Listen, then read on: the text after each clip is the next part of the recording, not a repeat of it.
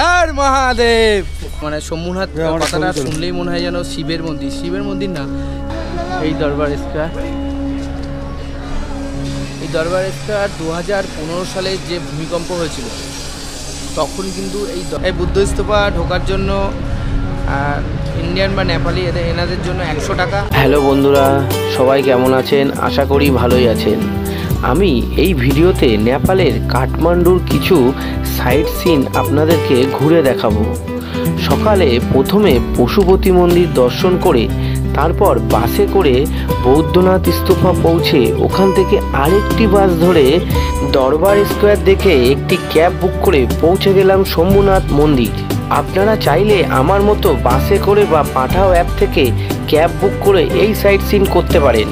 ভিডিওটা ভালো লাগলে লাইক, কমেন্ট ও চ্যানেলে নতুন হলে এখনই চ্যানেলটি সাবস্ক্রাইব করে রাখুন নতুন নতুন ভিডিও দেখার জন্য। গুড মর্নিং ফ্রেন্ডস, নতুন সকাল আর নতুন দিন। আজকে আমাদের এই কাঠমান্ডুতে দ্বিতীয় দিন। কালকে আমরা এখানে এসেছিলাম মোটামুটি হোটেল নিতে নিতে 8টা বেজে গেছিল। পুলিশ সার্কেল গোশালা, ঠিক এই জায়গাটায় আমি দাঁড়িয়ে আছি। এই চার মাথার মুখ, এই চার মাথার মুখে আমি দাঁড়িয়ে আছি। এইটা হলো সেই গোশালার ধর্মশালা। আর ধর্মশালার এই যে চক, আর এই চক থেকে এই রাস্তাটা এই যে সোজা গিয়ে বাঁদিকে নেমে যাচ্ছে সেই পশুপতি মন্দির। এই যে আমার পুরো টিম, গুড মর্নিং, পুরো টিম রেডি হয়ে গেছে। চলো এবার যাওয়া যাক ভোলে বাবার মন্দিরের দিকে। আজকে রবিবার আছে, রবিবার এখানে অতটা ভিড় হয় না। সোমবার ভিড় হয় আর শনিবার ভিড় হয়। শনিবার হলো নেপালিতে মানে নেপালের ছুটি। আমাদের যেমন রবিবারে ছুটি, নেপালের শনিবারে ছুটি। আর এই যে মন্দিরে ঢুকতেই প্রথমেই পড়বে এই সুর এক, এখানে ফ্রি অফ কস্ট, আপনি জুতো রাখতে পারেন। জুতো রেখে তারপরে মন্দিরের মধ্যে যেতে হবে। আর একটা ব্যাপার, এখানে একটু খুব সাবধানে চলাফেরা করতে হবে, কেননা এখানে যেটা শুনেছি যে হয়তো চুরি ছিনতাই হয়ে যেতে পারে, সেই দিকটা একটু অ্যালার্ট রাখবেন। মানি ব্যাগ, মোবাইল সবসময় সাবধানে রাখবেন। মন্দিরের একদম সামনে আমি চলে এসেছি। এইটা হলো মেন মন্দিরের গেট। এরপরে আমাকে আর ক্যামেরা অ্যালাউ নেই, এরপরে ক্যামেরা আমাকে বন্ধ করতে হবে। তো ওই পর্যন্ত আমি দেখাবো, তারপর পুজো দিয়ে এসে বাদবাকিটা আপনাদেরকে বলছি।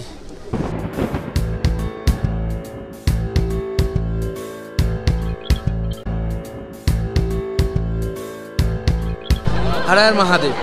বাবার দর্শন করে এই জাস্ট বেরোলাম। আমরা ঢুকেছিলাম 8টা, আর এখন বাজে 8:53। দারুণ দর্শন হয়েছে বাবার। বাবার সেই আশীর্বাদ আর আপনাদের আশীর্বাদ, ভোলে বাবার আশীর্বাদে দারুণ দর্শন করেছি। বাবাকে একদম কাছে থেকে দেখেছি, আর বাবাকে হয়তো টাচ করতে পারিনি, এখানে টাচ করতে দেয় না। যাই হোক, কেদারনাথে তো টাচ করেছি, এখানে বাবাকে টাচ করতে পারিনি, কিন্তু বাবার দর্শন খুব ভালো হয়েছে। আর বাবাকে এটা আমি বাবার টাচ করিয়ে নিয়েছি, এই রুদ্রাক্ষের মালা। আর ভেতরে আরও অনেক মন্দির আছে, যেমন ভেতরে বাসুকীনাথ মহারাজের মন্দির আছে, ভৈরব বাবার মন্দির আছে, কেদারেশ্বর বাবার মন্দির আছে, আমাদের কৃষ্ণ ঠাকুরের মন্দির আছে, গণেশ ঠাকুরের মন্দির আছে। এরকম করে এক জায়গায় সাইডে তো প্রায় 525খানা এরকম শিবলিঙ্গ বসানো আছে, সেখানে সব কটাতে আমি টাচ করেছি। এইভাবে ঘুরে তারপরে নারকেল ফাটিয়ে সব কিছু করে আমাদের 1 ঘন্টা মতন লেগেছে বাবাকে দর্শন করে, আর বাদবাকি ভেতরের যা মন্দির সব কিছু দেখতে। আমি ভোলে বাবার দর্শনটা খুব সকাল সকাল করে নিয়েছি। আপনারাও চেষ্টা করবেন সব সময় সকাল সকাল দর্শন করতে। আমি যখন এসেছিলাম এখানে একদমই লাইন ছিল না, একদম ফাঁকা হিসাবে আমি মেন গেট দিয়ে ঢুকে গেছিলাম। কিন্তু এখন সেই পুজো দেওয়ার লাইনটা এইভাবে ওই দিক থেকে ওই পর্যন্ত চলে গেছে মন্দির।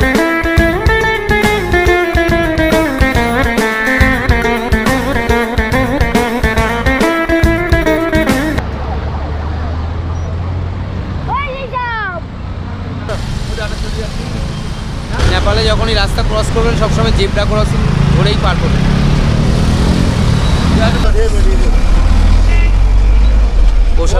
গোশালার এখানে যে ধর্মশালা আছে সেই পাশ থেকেই একটা বাস ধরলাম বুদ্ধ স্তূপা যাওয়ার জন্য। ওখানে গিয়ে ওখানে নামবো, নেমে তারপরে দেখছি কতটা হাঁটা পথ। এইভাবে সব থেকে বাজেট টিপ করতে গেলে এখানে পাঠাও অ্যাপ আছে, পাঠাও অ্যাপে মোটামুটি 3-4 কিলোমিটার যেতে 3 থেকে 400 বা 500 টাকাও লাগবে। সেই হিসাবে বাসে করে যদি টিপ করা যায় অনেকটা কিন্তু বাজেট ফ্রেন্ডলি হয়। সেই হিসাবে আমরা এই টিপটা বাসে করার চেষ্টা করছি। বাসে ভাড়া হলো 30 টাকা, লাগবে হলো 10 থেকে 15 মিনিট লাগবে। রাস্তা ভালো, আপনাদেরকে দেখাচ্ছি।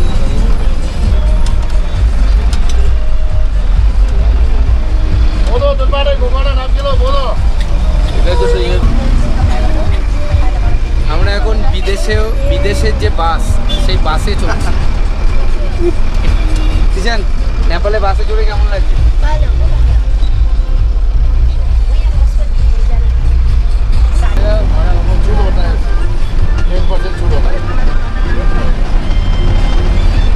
নেপালে যদি কলেজ স্টুডেন্ট যারা আছে তাদের কার্ড দেখালে 1% ছাড়, 1%। আর এখানে কন্ডাক্টর সবসময় শীষ দিয়ে কথা বলে, মানে শীষ দিয়ে, মানে আমরা যেরকম বাসে আমাদের কন্ডাক্টররা বাড়ি মেরে হয়ে দাঁড়া দাঁড়া করে, এখানে নেপালে সব শীষ দিয়ে কথা বলে। দেখাচ্ছি।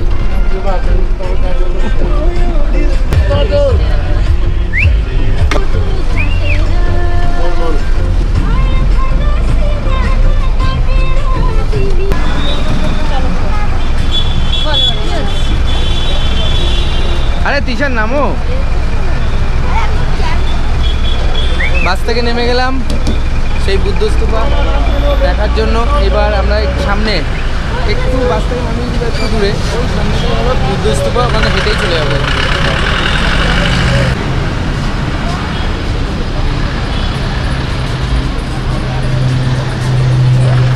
এখানে टिकट লাগবে। इंडियन के लिए कितना है? नेपाल 100 और फॉरेनर के लिए 400। এখানে এই বুদ্ধ স্তূপা ঢোকার জন্য ইন্ডিয়ান বা নেপালি এনাদের জন্য 100 টাকা, আর আদার্স ফরেনার কান্ট্রির জন্য 400 টাকা। বুদ্ধ স্তূপা। আর এবার আমরা টিকিট কেটে ভিতরে যাব। 4 টিকিট দিজিয়ে না, বাচ্চাদের লাগে না এখানে। এই যে 4টে টিকিট কেটে নিলাম। আমি দেব।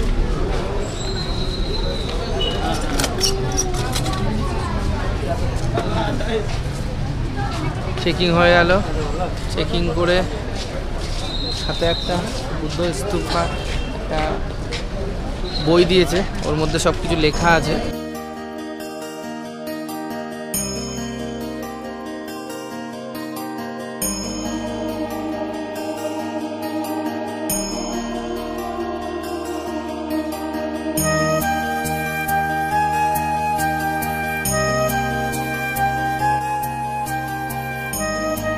এই বুদ্ধ স্তূপাকে যদি আপনারা ঘড়ির কাঁটার মতন করে ঘোরেন, এক চক্কর দিলে একটা পুণ্যি অর্জন করা যায়। পশুপতিনাথ মন্দিরের ওখানেও আমি অনেক ফরেনারকে দেখেছিলাম। আর এই বুদ্ধ স্তূপা এখানেও দেখছি অনেক ফরেনার, ওনারা এসছেন এই বুদ্ধ স্তূপা দেখতে, নেপাল ট্যুর করতে। একজন ফরেনার ঘুরছেন, প্রচুর ফরেনার আপনারা দেখতে পাবেন।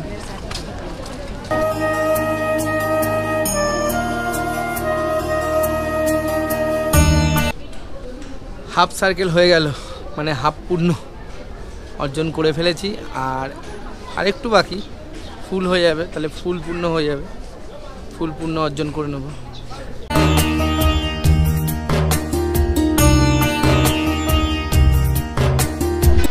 এক চক্কর হয়ে গেল, এক চক্কর হয়ে গেল, মানে ফুল পূর্ণ হয়ে গেল। কিন্তু যাই হোক, আমার মাধ্যমে আপনাদেরকে যে এই দর্শন করাতে পারছি বুদ্ধ স্তূপা, এইটাই সব থেকে পুণ্যের কাজ। এর থেকে বড় পুণ্য মনে হয় না কিছু আছে, যে এটা ঘুরে যে পুণ্য অর্জন করব, তার থেকে এটা আপনাদের কাছে এই ভিডিওটা দেখিয়ে তার থেকে অনেক বেশি পুণ্য আমি অর্জন করে নিয়েছি।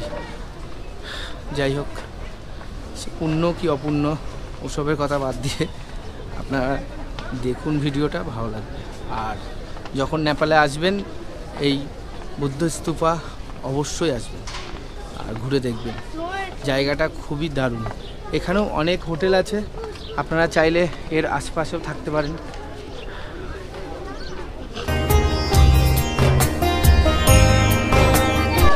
হ্যালো হ্যালো করো, হ্যালো হ্যালো হ্যালো বান্ধব না, হ্যালো হ্যালো হ্যালো এ তাও হ্যালো হ্যালো বান্ধব নিয়ে তাও হ্যালো। ভয় পেয়ে গেল, খুবই কুইট বাচ্চারা।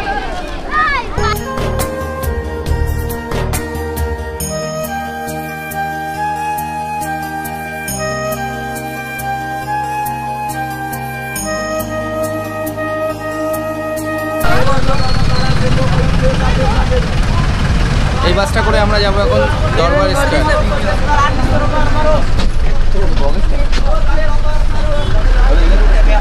এবার আমরা যাব দরবার স্কয়ার। এই বুদ্ধ স্তূপা থেকে আমি আরেকটা বাস ধরে নিলাম। বুদ্ধ স্তূপা যে ফুটে আছে তার উল্টো ফুটে আসতে হবে। উল্টো ফুটে এসে আমি বাসটা ধরে নিলাম আর এখান থেকে যাব নিউ রোড গেট। ওখান থেকে দরবার স্কয়ার হলো একদম হাঁটা পথে 5 মিনিট। তো এটা হলো আমার বাজেট ট্রিপ হচ্ছে, যেহেতু এটা ট্যুরটা, সেক্ষেত্রে আপনারা অনেকে যারা বাজেট ট্রিপ করতে চান তারা আমার এই ভিডিওটা দেখে কীভাবে সস্তায় নেপাল ঘুরতে পারে। নেপালে বাস প্রচুর চলে, এখানে প্রচুর অ্যাভেলেবেল বাস আছে। যেরকম পাঠাওয়া অ্যাপে এটা এই দরবার স্কয়ার বুদ্ধ স্তূপা থেকে দরবার স্কয়ার দেখাচ্ছিল প্রায় 601 টাকা। সেক্ষেত্রে আমি পাঠাওয়া অ্যাপ না বুক করে আমি বাস ধরে নিলাম।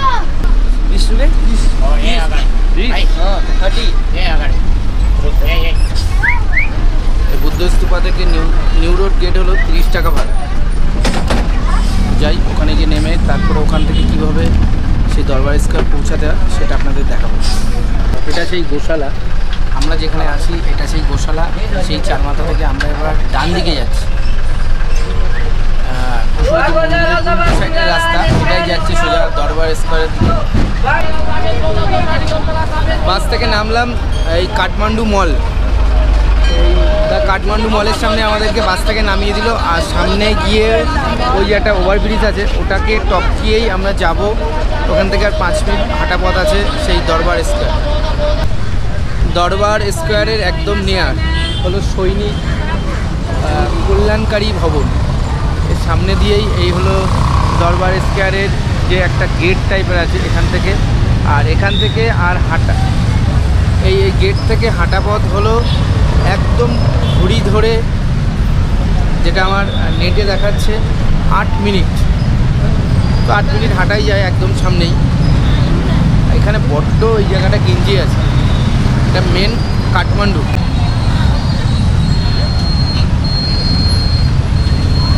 কাঠমান্ডু আসলে দরবার স্কয়ার কিন্তু অবশ্যই দেখুন। এখানে অনেক খাওয়া দাওয়ার দোকান সব দু সাইড দিয়ে ভর্তি আছে। এখানে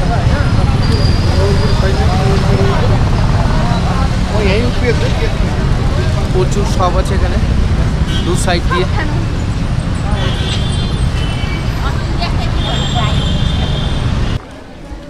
এই দরবার স্কয়ারের সাইডে অনেক লোকাল মার্কেট আছে, এখানে অনেক কিছু এখান থেকে কিনতে পারবেন, কিন্তু এখানে দামটা অনেক একটু বেশি। আপনারা যদি বার্গেনিং করতে পারেন তাহলে ঠিক আছে। আর এই দরবার স্কয়ার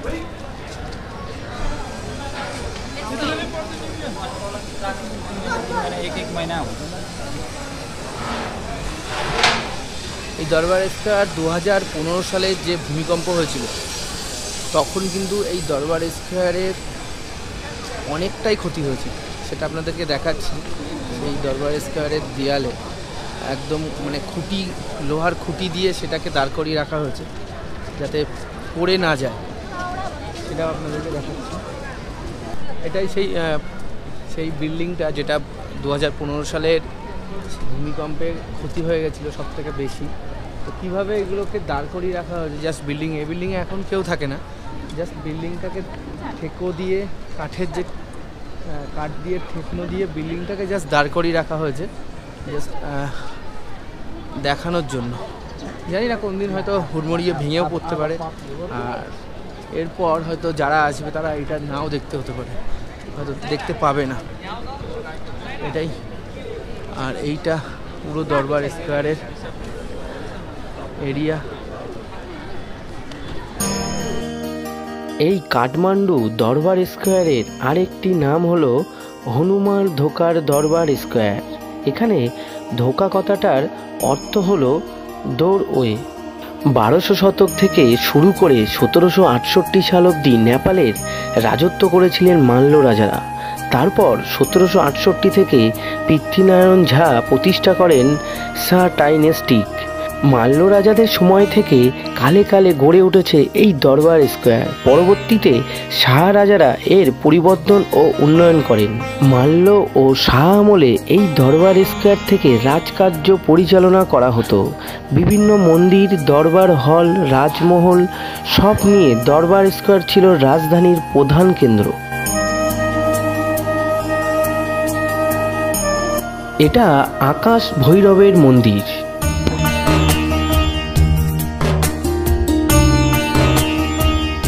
এখানের বেশিরভাগ মন্দিরই কিন্তু প্যাগোডা স্টাইলে, কোনোটা 8 চালা, কোনোটা 16 চালা, এরকম দারুণ। এটা কাল ভৈরবের মন্দির। দরবার স্কোয়ারের এই কাল ভৈরবের মন্দিরের সামনে নেপালের নবনিযুক্ত মন্ত্রীদের শপথ বাক্য পাঠ করানোর নিযুক্ত রয়েছে। নতুন যারা মন্ত্রী হয় তাদেরকে কিন্তু এই কাল ভৈরবী ঠাকুরের সামনেই তাদেরকে শপথ বাক্য পাঠ করানো হয়। নেপালি একটা দাদা সেই এখানকার এই দরবার স্কোয়ারের যে 8 চালা 16 চালা যে এগুলো আছে, মন্দিরটা আছে, এই মন্দিরগুলো ড্রয়িং করছে।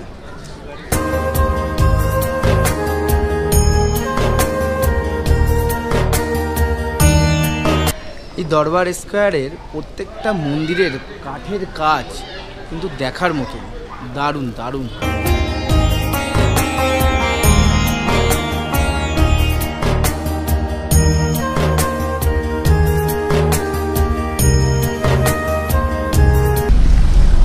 দরবার স্কোয়ার থেকে একটা ট্যাক্সি নিয়ে নিলাম সোমনাথ মন্দিরের জন্য।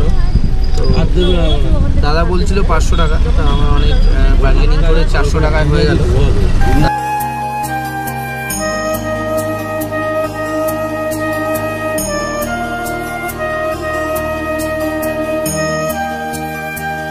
দরবার হাই স্কুল ক্রস করছি, দারুণ হাই স্কুল। নেপালের সব থেকে ফেমাস জায়গা সেই থামেল জায়গাটা আমরা এখন ক্রস করছি। এখানেই অনেক মার্কেট আছে, তারপরে হোটেল, এখানে ক্যাসিনো, বার সব এখানেই আছে।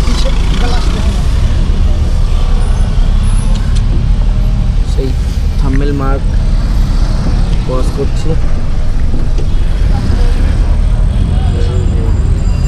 थामेल मार्केट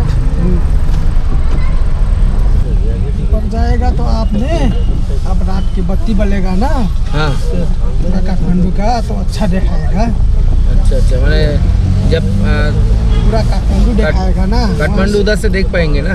हाँ सोमनाथ से पूरा दिखाएगा काठमांडू। চলে এসেছি সেই সোমনাথ মন্দির। এখান থেকে প্রায় 250 থেকে 300 সিঁড়ি ওপরে উঠে তারপরে সেই মন্দিরে যেতে হবে।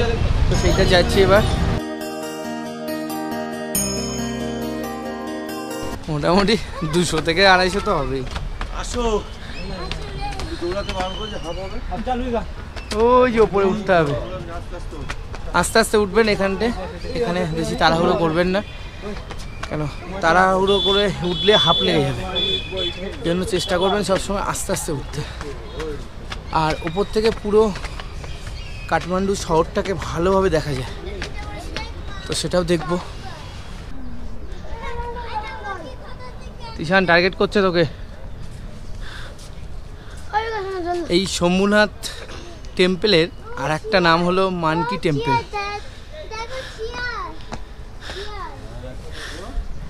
এত দূর আসলাম, এখনো একদম পুরো খাড়াই এখান থেকে। তো আমার এবার অমরনাথের কথা মনে পড়ে যাচ্ছে। অমরনাথে মেন জায়গা থেকে প্রায় ওরকম 250-300 সিঁড়ি ওপরে, কিন্তু এতটা খাড়াই ছিল না। এটা যেটা খাড়াই আছে শম্ভুনাথে, ওই যে পুরো খাড়াই, বাপরে অনেকটাই খাড়াই আছে এখানে।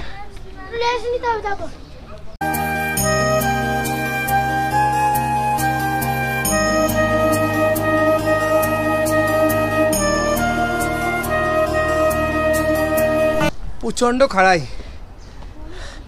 যাদের হার্টের প্রবলেম আর হাঁটুর প্রবলেম, এই শম্ভুনাথে একটু বুঝে শুনে আসবেন, কেননা এতটা চড়াই আমার মনে হয় না হাঁটুর প্রবলেম আর হাড়ের প্রবলেম থাকলে করা উচিত।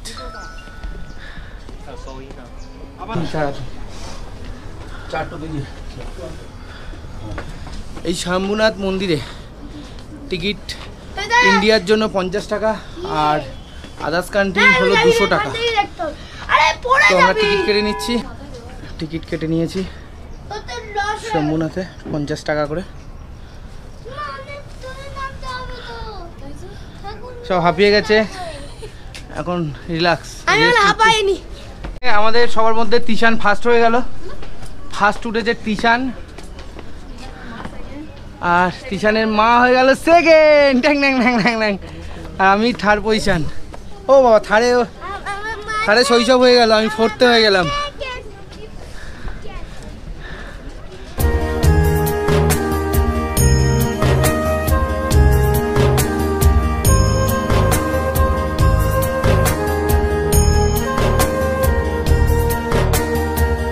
এই শম্ভুনাথ মন্দির আসলে কিন্তু মানে শম্ভুনাথ কথাটা শুনলেই মনে হয় যেন শিবের মন্দির। শিবের মন্দির না, এটা হলো বুদ্ধিস্ট টেম্পল। তো যাই হোক, এখানে নেপালে হিন্দু আর বুদ্ধিস্ট মিলেমিশে একাকার হয়ে গেছে, আন্ডারস্ট্যান্ডিং দারুণ, এটাই ভালো লাগলো। আর মন্দিরটা খুবই সুন্দর। আর এখান থেকে মন্দিরের এই একদম ওপর থেকে সারা কাঠমান্ডু শহরটা দারুণ লাগে, সেটা আপনাদেরকে দেখাচ্ছি।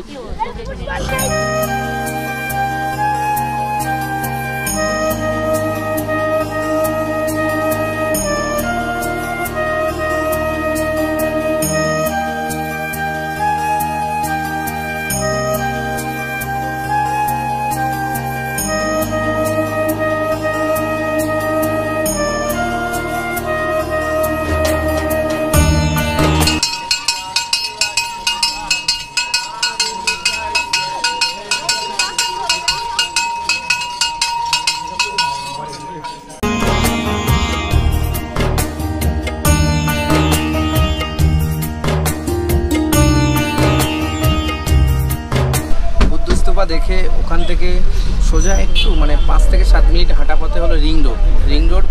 এখানে আসলেই আবার বাস পেয়ে গেলাম সেই গোশালা যাবো, গোশালার ওখানেই আমাদের সেই হোটেল। রিং রোড থেকে গোশালা ভাড়া হলো 40 টাকা। প্রথম থেকে একটা প্রবলেম চলছে, আমি আগের দিন বলেছিলাম যে যেটা প্রবলেম হচ্ছে যে আমরা যেহেতু এখানে নেপালে একটা ফরেন কান্ট্রি বা ইন্টারন্যাশনাল টিম, বা যদিও এখানে ভিসা বা পাসপোর্ট লাগে না নেপাল আসতে, কিন্তু একটা প্রবলেম যেটা আমাদের ইন্ডিয়াদের ফেস করতে হচ্ছে, এটা হলো যে আমরা ধরুন সবাই কেউ আমি তো পাঠাবো বুক করলাম, ওটা তো আলাদা ব্যাপার, ওখান থেকে ট্যাক্সি নিলাম। কিন্তু আমি যদি হঠাৎ কোনো ট্যাক্সি এলাকায় যাই, আমি যেই আমার ফেস দেখে নিচ্ছে 200 জিনিসটা 400 হয়ে যাচ্ছে। সেম আমি আজকে বাসে উঠলাম, বাসে কী হচ্ছে, বাসে প্রথমে টিকিট নর্মাল যে টিকিটটা হয় 20 টাকা বা 30 টাকা হয়, সেটা আমাদেরকে দেখেই বলছে 50 টাকা। এটা একটা প্রবলেম। মানে তাও আমাদের নেপালি মানে ইন্ডিয়ান কিছু ছিলেন নেপালে, তারা আমাদের বাংলা কথা শুনে বুঝতে পেরেছে। তখন বলছে ও আপনারা ইন্ডিয়ান, হিন্দিতেই কথা হলো। তো উনি বলছেন, উনি আবার কন্ডাক্টরের সাথে কথা বলে উনি ওটাকে সেটেলমেন্ট করলেন যে না, ওটা 40 নিতে হবে। তাই এরকম ফেস করছি নেপালে। তো আপনারাও আসুন, আপনারাও ফেস করবেন অনেক কিছু। মানে নেপাল ঘোরাটা যতটা ভিডিও দেখতে লাগে ততটা কিন্তু সহজ না, অনেকটাই কঠিন।